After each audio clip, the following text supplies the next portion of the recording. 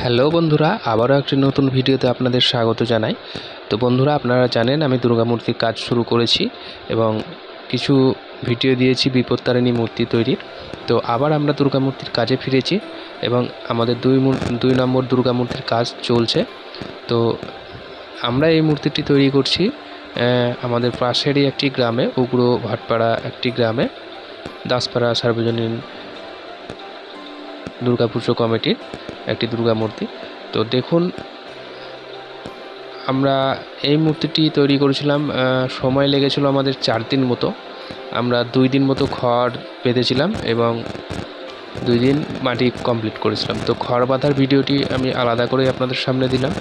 তো কেমন লাগছে ভিডিওটি অবশ্যই কমেন্ট করে জানাবেন।